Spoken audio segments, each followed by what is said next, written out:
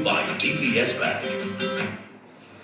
We're back on Primetime Asia, so what do you think about the new iPhone 5 announcement overnight? Well, fans all across Asia are apparently all geared up for the new smartphone.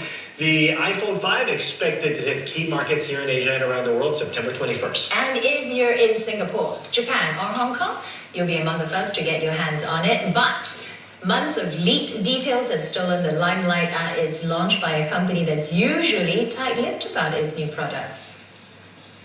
The iPhone 5 is finally here, for real.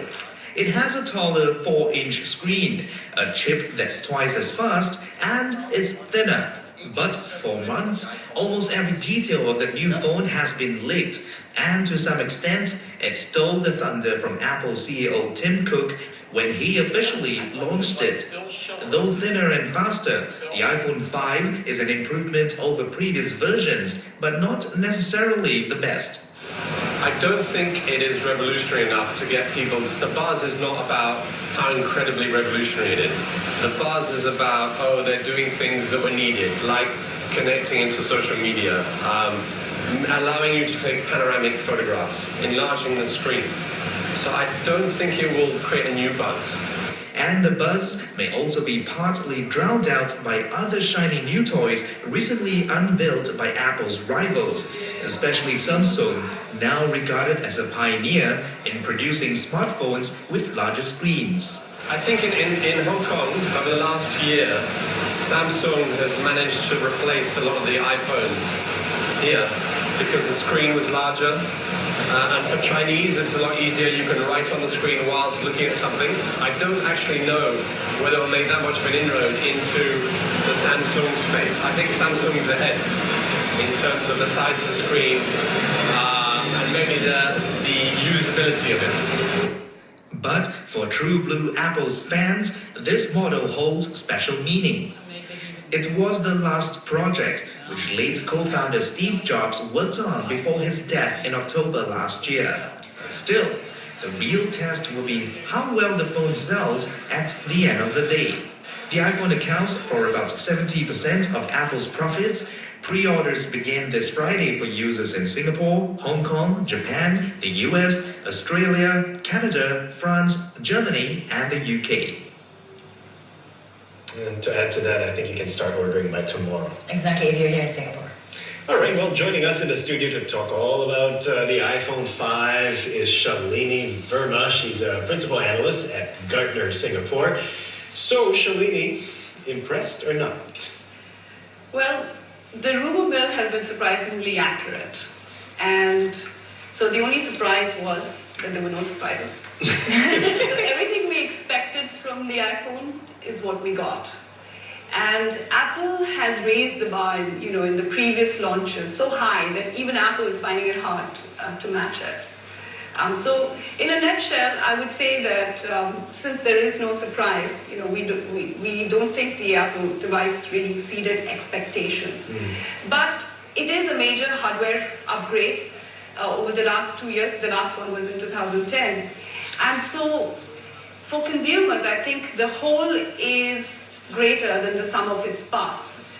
And there is enough in there for them to want to upgrade, especially those which have an older hardware or have come to the end of their contract and are pretty much smitten by the Apple brand.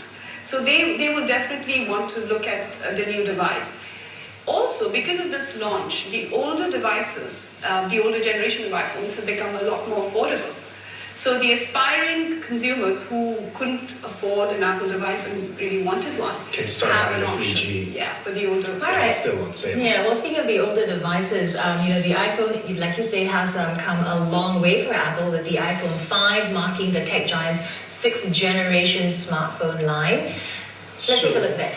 Yeah, this is the first version, if anyone still remember. This was back in 2007. It seems so long ago. At that time, it looked dramatically different from all other smartphones with physical keyboards, a trackball, or even clamshell. Okay, then we move a little bit forward. In 2008, the speedier iPhone 3G was announced. Video recording was touted as the new feature when the iPhone 3GS was unveiled the following year.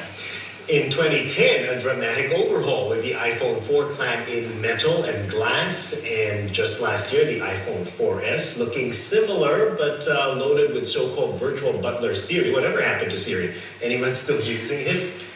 Didn't they just upgrade Siri in this iPhone 5S? Yeah. But it kind of fizzled out. You don't hear Siri anymore after the Well, first... in Singapore, it's hard to get Siri to even say my name, Charlotte. Exactly, and I think that Apple has also said they're trying to work on the accents as well for That's Siri right. to understand. Different languages. Right. Okay, Shalini, you said you're not surprised, but investors on the other hand, they seem to like this Apple brand product. If I'm not mistaken, the shares are rising 1.4%. To close at $699.79. So, do you think then that iPhone will make the sales? Well, Apple is still the 900-pound gorilla in the market. It is still the darling of the stock market. In terms of revenues, we think that the market share, unit sales market share of smartphones, Apple is going to continue to grow a little bit more in 2012 thanks to this iPhone 5 and also in 2013. But beyond that, we think that growth in terms of market share is going to stagnate a little bit.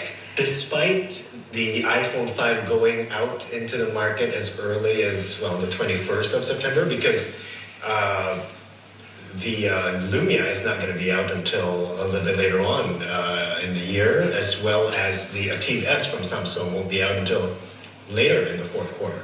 Right, so in 2012 we think that the growth in terms of market share will be there for Apple. So it's going to be good amount of revenues that we think, and the launch is pretty significant from a revenue standpoint.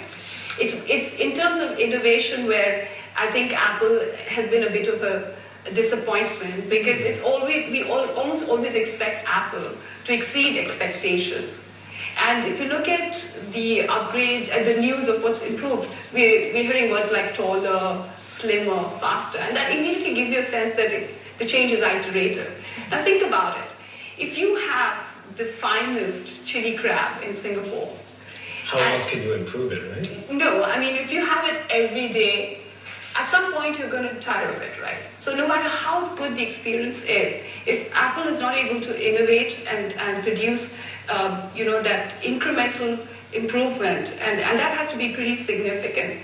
And today, it's a bit disturbing that Apple spends only 2% of its overall sales on research and development. Right. How does Apple's recent patent wars with Samsung compare?